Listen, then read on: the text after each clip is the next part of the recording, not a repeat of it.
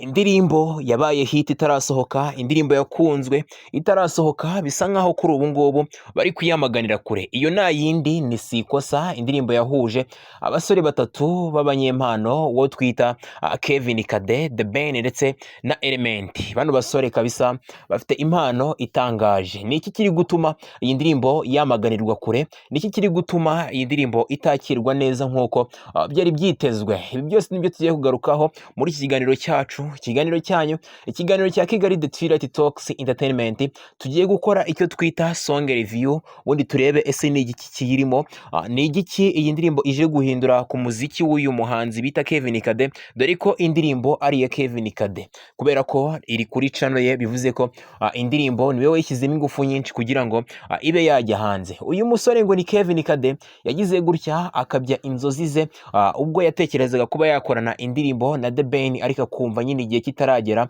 akavuga uti umunsi umwe buriya nzakorana indirimbo na The Ben. None ashyize inzozi ze zibaye impamo, ariko mu kuba impamo bisa nkaho iyi ndirimbo itakiriwe neza n'abanyarwanda, kimwe n'uko abantu bamwe bari kuyishinja ibintu byinshi bigiye bitandukanye. Ni ku munsi w'ejo batangaje ko iyi ndirimbo ishobora kujya hanze uyu munsi ku itariki 24 kabiri, nabwo rero iyi ndirimbo yagiye hanze. Ubwo ku itariki 22 babanje gusohora icyo twita sample, agace gatoya nyine kaba kagize refure, kugira ngo abantu bazayumve bayisangamo, ndetse dore ko ari nayo tekinike kuri ubu ngubu basigaye bakoresha. Barabanza bagasohora agace gatoya, abantu bakabanza bakakamenyera bakagakunda, ariko kakimara kujya hanze benshi ntabwo babivuzeho rumwe, dore ko aba influencer bagiye batandukanye, nk'uwo twita Dumba, ikintu cya mbere yahise ayishinja nuko ngo idafite mastering imeze neza. Ubwo ntumbaze ngo mastering ni iki, dore ko abandi bagenzi banjye tutabizi nabo bahise bagendera mu kigare bakavuga ko mastering itameze neza, yewe batazi n'ibyo ari byo.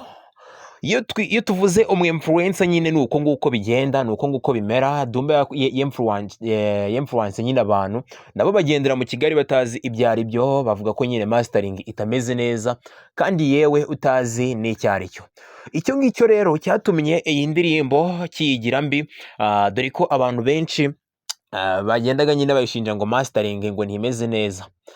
So rero ibyo ngibyo mbivuyeho, usibye icyo ngicyo abandi nabo bahise baza inyuma baravuga ngo iyi ndirimbo ngo ni igishishwa, cyangwa se bashobora kuba ngo barayishishuye ahantu, dore ko bahise bayihuza n'indirimbo y'umusore wo muri Gabo, ni wo muri Gabo maybe, uwo bita Oliver Ngoma, indirimbo bita Ikore. Niyo ndirimbo bashobora kuba bari kuvuga ko bashobora kuba barashishuyeho iyi ndirimbo. Umusore wo muri Gabo, uwo bita Oliver Ngoma wo muri Gabo.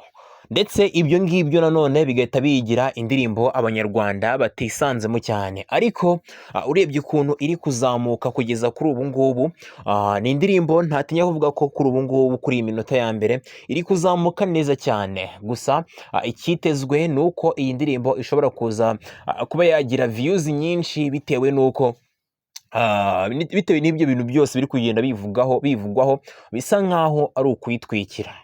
Ibi ngibi nabibona ngewe muri sanse yo kuyitwikira. Ese ubundi ni ukubera iki aba influencer bacu basa nkaho iyi ndirimbo batayikunze, reka mvuge gutyo, basa nkaho nyine bari kuyipfobya, bari kuyivuga nabi, ntabwo bari kuyivuga neza.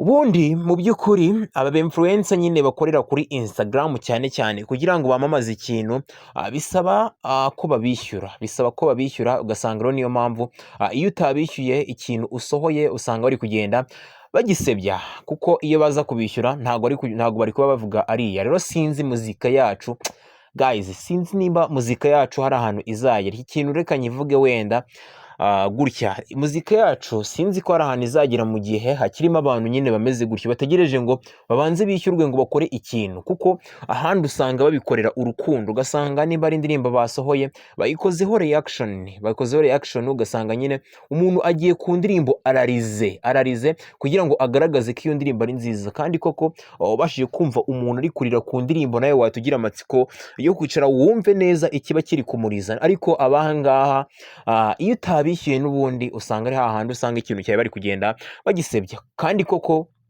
iyo wumvishe indirimbo Ni indirimbo nziza, ni indirimbo nziza, njye nabihamya rwose indirimbo ko ari nziza. Wenda icyo kuvuga ngo bashyuye ngo ku ndirimbo yitwa ngo ikoreye y'uyu musore nyine wo muri Gabo, uwo bita Oliver Ngoma. Abantu bose barashishura guys, reka nkubwire ikintu. Hari umufilozofe wavuze ngo nta kintu kijya kiza ku isi ari gishyashya. Ibyo bintu ntago bibaho, n'ubundi usanga ari bya bindi bishaje ugenda bafata n'ubundi ugasanga babihinduyemo ibintu bishyashya. Ariko icyo kuvuga ngo urashishuye, nta muntu wigeze akora ikintu cyano ku isi. Ikintu navugaho, wenda izi ndirimbo zicurangitse kimwe, kuba zicurangitse kimwe byo birumvikana n'umuntu uwo ari we wese yabyumva, ariko ntabwo bivuze ko iyi ngiyi nyine n'ubundi ari nshyashya. Ni ukuvuga ngo instrument bakoresheje muri iriya myaka ya kera ntabwo arizo bakoresheje muri uyu mwaka n'ubundi. So kuba indirimbo ari nziza ni nziza, kuba rero bavuga ngo bayishishuye ntabwo byatuma iyi ndirimbo utayibyina cyangwa se utumva ibintu barimo kuririmba. So ikindi rero wamenye kiri muri iyi ndirimbo kidasanzwe ni uko harimo umukobwa navuga ngo wigeze kujya mu rukundo na Diamond. Uyu mukobwa muri kubona bamwita Jacinta Makwebe, ni umwe mu bakobwa bameze neza hariya mu gihugu cya Tanzania b'abanyamideli, bahagaze neza cyane. Uyu mukobwa ahagaze neza, dore ko mu minsi yashize yagiye agaragara cyane cyane ari kumwe n'uyu musore bita Kevin Kade, ubundi abantu bagatangira bakavuga ko nyine ngo ari umukunzi we, dore ko uyu Jacinta yajyaga acishamo nyine akavuga kuri Instagram agasa nk'utera imitoma n'ubundi uyu musore ngo ni Kevin Kade, abantu bagatangira bakavuga ko nyine bari mu rukundo. Hari n'ubwo yigeze kuza hano mu Rwanda bajya muri hoteli imwe, sinzi nyine icyo bari bagiye gukora, ariko wabonaga ko bameze nk'aho bari mu rukundo. Ariko murabyibuka ko nigeze kubibabwiraho hano, ku muntu wakanze subscribe arabizi ko nigeze kubivugaho. Nigeze kukubwira ko bashobora kuba bari gutunganya amashusho y'iyi ndirimbo, bakaba rero ari we mukobwa uzifashishwamo nko mu video vixen w'iyi ndirimbo. So ikindi wamenyamo, The Ben we simbigarukaho, kuba yakitinze neza muri indirimbo nabyo simbigarukaho. Ni ibintu bigaragara, ikindi story isa nk'ibiri inyuma, ni uko baririmba ngo nakunze ngo umuntu ntazi. Bisa nkaho The Ben umukobwa yakoresheje nyine, bigaragara ko agaseni bari barimo gukina, uyu mukobwa bigaragara ko ashobora kuba bari bagiye gukora ubukwe, yasanga wenda bafitanye isano kubera ko nyine atarabizi agahita yiruka. Nahangaha rero navuga ko story yayo ari nk'uko nguko nyine ariho wenda ishingiye, ati nakunze umuntu ntazi. Ikindi navuga Element ni uko ari we muntu uririmba refure. Element aririmba refure, ubwo Kevin Kade niwe utangira ndetse The Ben agaheruka. So nta bindi bintu byinshi rero nayivugaho, gusa ngewe nta kintu nenga. Icyo nenga naba influencer bacu, sindumva abatanzania bavuga ngo Diamond ngo yashishuye, kandi Diamond rwose gushishura hano mu Rwanda turabizi ko ari utuntu twe, gushishura ni utuntu twe kabisa. Ntabwo ndumva rero abatanzania bajyaho ngo bitarange bavuge ngo Diamond ngo yashishuye, ahubwo abahangahe iwacu niba usanga n'ubundi nimba umuhanzi atakwishyuye ngo ndagenda ngo musebye byanze bikunze ngo ntabwo mbura ikintu ngo ndibuze kumunengaho. Sindabona umuhanzi muri aba ngaba bakomeye bacu agira gutya ngo ateguze indirimbo cyangwa asore indirimbo usange ngo barivuga neza. Akenshi usanga batabura nyine utudefu bari kwibonaho, ukagira ngo nyine niba bashemo amafaranga. Kandi guys, bano bantu baba bavunitse, amafaranga baba bashemo aba ari menshi cyane. Urebye nk'amafaranga uyu Kevin Kade yashoye muri iyi ndirimbo, wayiturira nubwo wenda ntayaza, ariko ikigaragara cyo harimo amafaranga menshi muri iyi ndirimbo. Kuba wafata abasore babiri nk'aba ngaba ukabipevera ni ibintu bigoye, ni ibintu bitoroshye, noneho byongeye uyu mukobwa kumwishyura ni ibindi. So ikindi wenda reka mvuge kuri iki kintu. Rayvan yagize gutya ashishura kuri Fou de Toi nk'uko n'ubundi naba babikoze kuri kariya karefure ashyiramo akantu gatoya nk'uko bano bantu babikoze, ariko ntabwo byavuzwe cyane nk'uko usanga bari kuvugiriza induru uyu Kevin Kade n'aba ba Element, ariko uri gusanga bari kwigamba ngo bashishuye. Ikindi kintu nari nibagiye kukubwira nuko iyi ndirimbo bisa nkaho ije gukorera amateka uyu musore ngo ni Kevin Kade. Ubundi bayipostinga mu minota 30 nuko nguko byari bimeze, ngira ngo uri kubona ko views izo zari 3,000, abantu bamukurikiraga bari abantu 97,000, ngira ngo uri kubibona. ni ibihumbi 97 nibyo byamukurikiraga, ariko akimara kuyishyiraho reka nze nkwereke mu isaha imwe gusa, reka nze nkwereke agashya yarikoze mu isaha imwe.